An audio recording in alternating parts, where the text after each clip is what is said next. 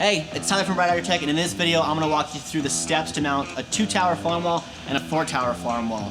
It's the same procedure for both of them. First I'm going to talk about this mounting channel, the way you should orient it and how it should be mounted to your wall and secured properly. And then I'm going to talk to you about the spacing for the different tower sizes and then the procedure that I follow to go through this, and hopefully it'll make your guys' lives a little easier while you're mounting your own farm walls.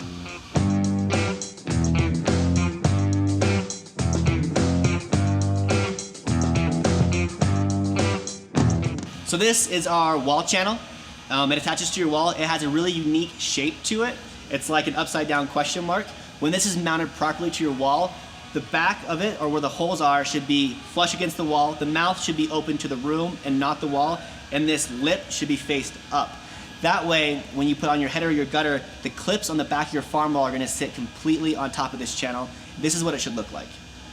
So the holes on the back of this channel are spaced at 8 inches apart, meaning from this hole to this hole, there's 16 inches. Now 16 inches is a standard stud spacing for load-bearing walls.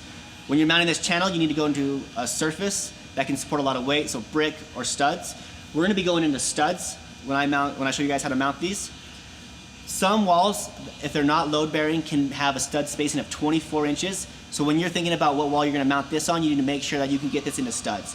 If the wall that you want to mount to has 24-inch stud spacing, what you can do is simply just take a chunk of wood, a block, mount it to the studs, and then mount this channel into that block.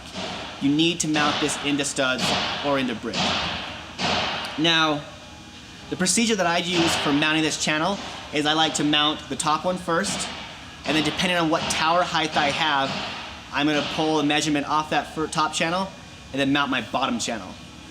Now, all these farm walls behind me, the top channel has been mounted at 78 inches. And the only reason that I put them at 78 inches is that way I can reach up into the header and fix my button drippers if I have any problems without having to leave the ground. What I'm gonna do now is walk you through mounting this 4-tower, 3-foot farm wall and show you how to space these channels properly for your farm wall.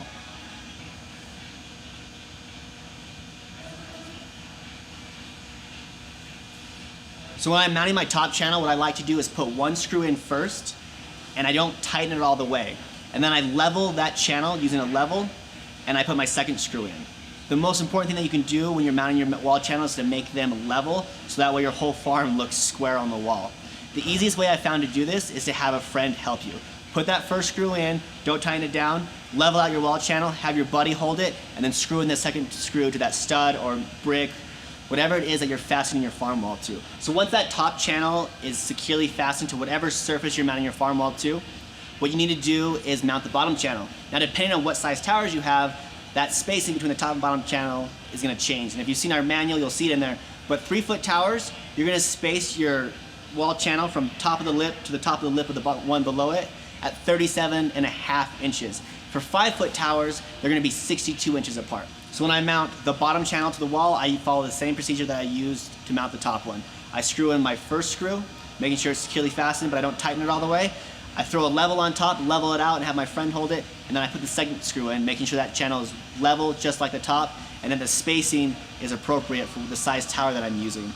Once I have both wall channels mounted, it's time to do the last step, which is to screw on the rubber bumper underneath the bottom wall channel.